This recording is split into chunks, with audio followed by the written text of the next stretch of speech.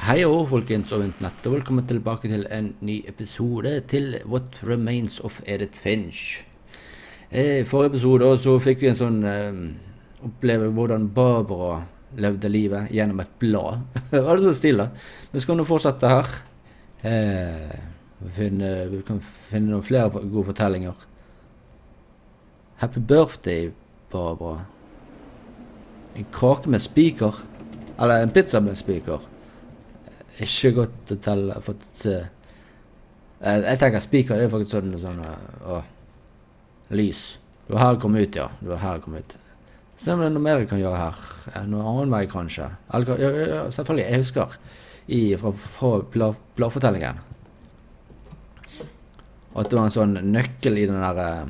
I guess now I know why Mom didn't like me playing with the music box. Musikkboksen, ja. At vi må bruke den.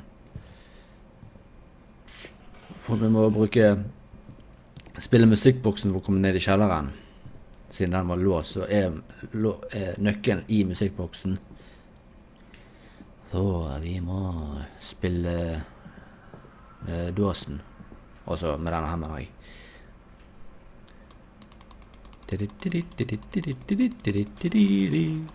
Her kan du snu rett vei her. Bare snu og snu, tenker jeg. De får nøkkelen ut. Og går vi ned i kjelleren nå. Det småredd her. Ja, man har aldri opplevd en god opplevelse når man går ned i en kjeller. Man får jo selvfølgelig der frysninger og sånt. Men så langt er det ganske uskyldig.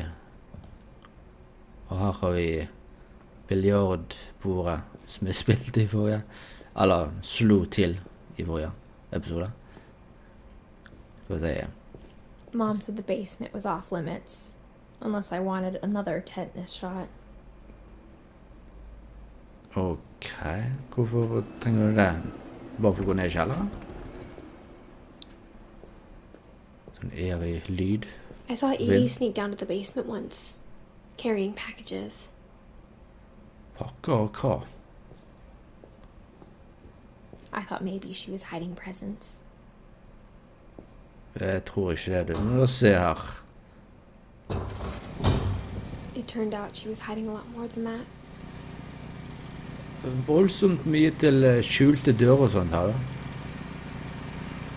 Og det var en sånn motor. Hva slags type motor? Det lurer jeg på. Her var det voldsomt mørkt.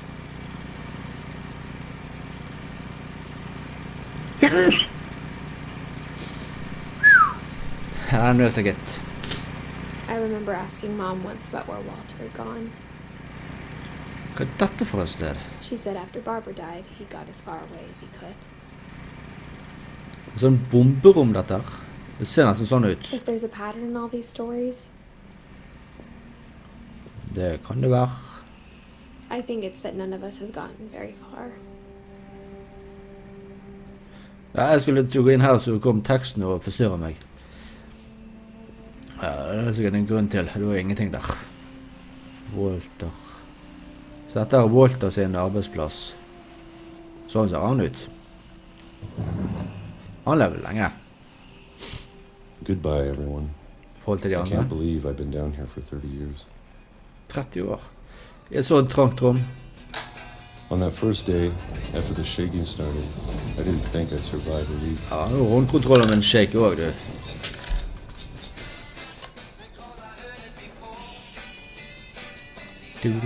Kan jeg... But after a few days, I settled into a routine. That's what kept me sane. Samme rutine om og om. Det kan faktisk bli litt sånn kjedelig. Having a schedule, living for today. Ja, det er sånn... I always expected to be dead tomorrow. Og det er sånn pineapple, så det er på engelsk. But if you wait long enough, you get used to anything. Jeg husker ikke navnet på norsk her. Det er samme greier. Even a monster on the other side of the door starts to feel normal. Monster, ok. Almost friendly. Det er samme prosess med om og om igjen.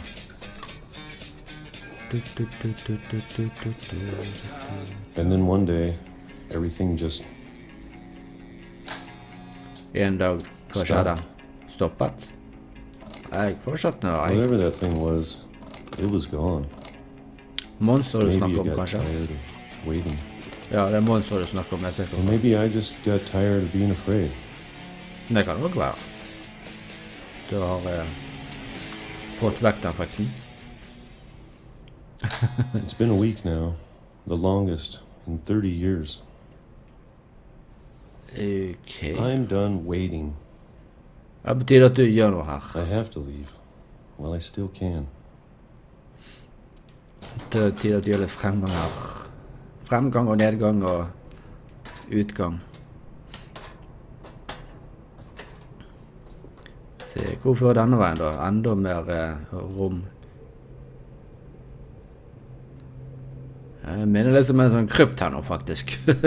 I know it's out there somewhere.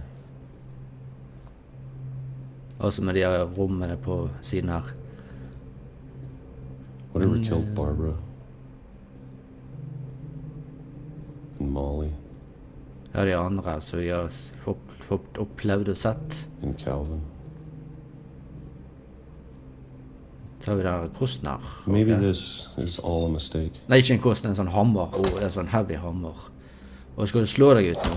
but I need to stop living the same day, even if it kills me. Ja, det er sånn forandring fryder, som det heter. Det er lurt. Whatever's out there, I want you to know I'm ready for it. Togskinner. Og det er der jeg slår meg ut, sant? Det er jeg sikker på. I'm going to appreciate all of it, especially the food. Yeah. I don't mind if I only have a year left, or a month, or a single week. I'd be happy with one new day. I can already imagine the sun on my face. Wow! Ja. Det var ikke mye til frihet han fikk. Og han fikk en sånn brått slutt på livet sitt. Alle får Want to sånne die when I was triste liv. 6. I can't believe my mom never told me he Eller- was down here. Ja. Det er sånn vanvittige liv de har, og det med fantasi og greier, men at enda mer sånn I'm kjipe sure my slutt. mom was trying to protect me. Skal gå samme veien som han gikk, Walter. Ok. Så går ned inn i det kryptorommet, som jeg kaller det for. Skal vi se. Maybe she was afraid I'd end up like Walter. Og moren ville at jeg But skulle if she komme never ut fra told me huset. about an uncle under the house, Nei, jeg skjønner. I can Moren only ville at jeg imagine skulle ut what av else she was huset. hiding. Men det var så voldsomt mange som bodde i dette I don't want to make the same huset. mistakes she made. Trying to bury something that's still alive.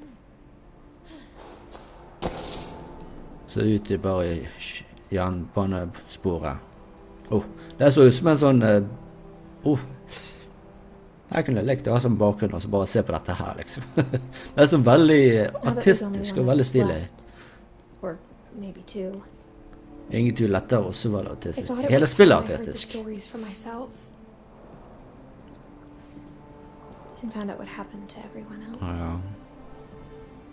Jeg ble bare helt oppslukt i But now dette I'm spillet. worried the stories themselves might be the problem.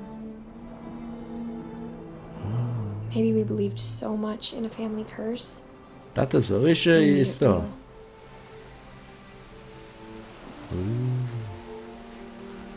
Jernbanespor og leketøy og diverse.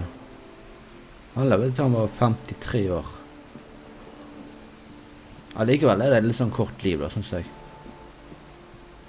Og her har det vært landet en gang. Det er ganske åpenbart. Så jeg gikk bort der. Ok,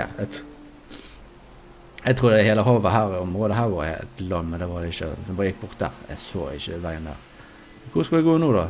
Her er meg, her er meg. I don't know if I should even be writing this.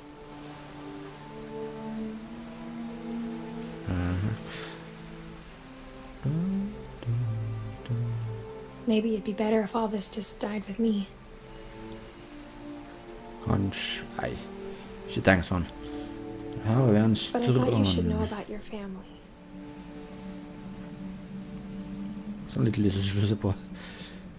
And the history you're a part of. Jeg skal ikke inn i sånt. Nei, ok. Takk for det. Jeg liker ikke så mye creepy, men det er så gøy til å oppleve den frykten, bare få den frykten overgått. Eller, forklaringen var ikke på det beste. Jeg tenker vi skal opp dit. Se på dette her da. Helt fantastisk, skal jeg si deg.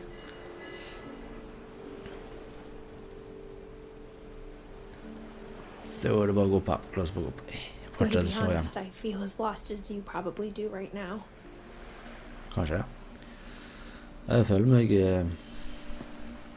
I think the people in these Oppslukt. stories believed them, i spillet. for what that's worth. Jeg tenker jeg skal videre opp trappen her. La oss gjøre det.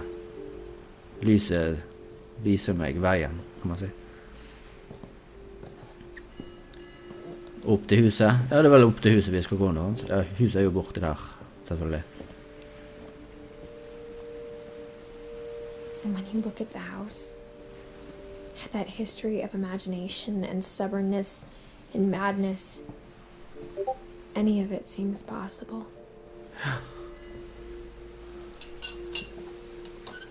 Alt er mulig når man setter hjernen til det. Eller når man setter skikkelig til det, altså. Som jeg sier det rett. Det er en vei bort her. Dit vi skal, eller? Ser jo ikke ut at det er noe annet her, så... La oss gå den veien. I think we've been surrounded by death for so long, we've just gotten used to it. Ja... Likevel så er det utrolig What kind of family kjipt liv, finishes da. building a cemetery before starting the house? Ja. Jeg skal gå til cemeterien her nå, eller? Er det til stedet? It's embarrassing for me to admit this, but Hva for noe? the pet cemetery made me more uncomfortable than the human one. Pet Cemetery. Så jeg tenker, det er en gammel film som heter Pet Cemetery. Det er en skrekkfilm. Two had been my fault. Det er en sånn gammel klassiker for meg da, som jeg likte veldig godt. Som skremte livskytten ut av meg da jeg var unge. Men nå skal Sven vi... built the house, but it was Edie who designed the cemetery. Hvis jeg skulle se den filmen nå, så er det en helt annen opplevelse. Det blir mer sånn nostalgi og... I'm sure Odin's monument had been Edie's idea. Jeg blir skremt, My mom egentlig. was always trying to move on, but for Edie, the past never went away. Fortiden, ja. Ja. She could see it poking out of the water at low tide. Det gamle huset. Ja, det er jo Lost House of Atlantis, hva kaller jeg for. Det gamle huset der de bodde før i. Skal vi zoome inn på det? Edie said she dreamed about the old house every night. Ja.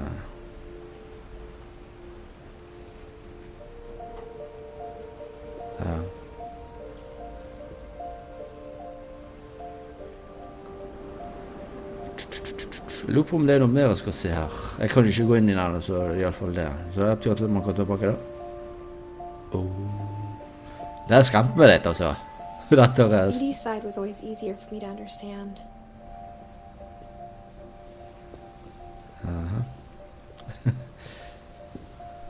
Tenker vi skal But the bort til older disse I get, gravene. the more I can see where my mom was coming from.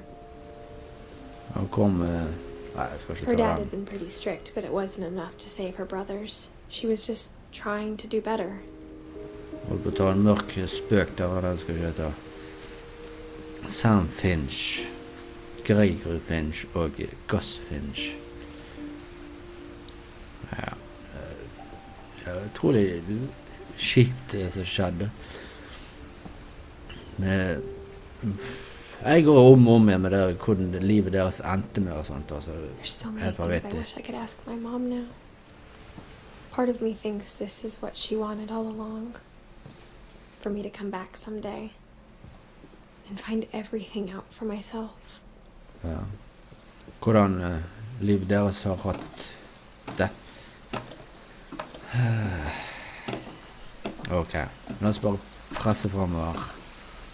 Få disse her gamle minnene ut av det. But looking back on it Ut i det now, lyset. Ja. if she told me there was going to be so much climbing, Ja, la oss I forstå never litt til. would have come when I was 22 weeks pregnant. Selv om jeg saver her, så tenkte jeg vi skal avslutte, men jeg tror jeg skal fortsette litt til. Skal vi opp på taket her, altså? Tenkte vi skal opp her, eller? Kan vi klatre opp her? Nei. Ikke den siden, kanskje. Her er den stige. Her er den stige. I never met Grandpa Sam, but I think he and my mom had a lot in common. Ja, tenker de var gode venner da. Skal vi gå inn her. Inn døren. They were both pretty intense. Hva er det med den musikken? Hva er det med den musikken? Men jeg tror det er faktisk et bra sted å avslutte her nå, selv om jeg sier det nå. Så, hvis du er ny til kanalen, så må du selvfølgelig abonnere. Del med venner, kom så, trykk på tommel opp til setten og så røys på, så inntil neste gang folkens, så snakkes vi da. Hei, hå.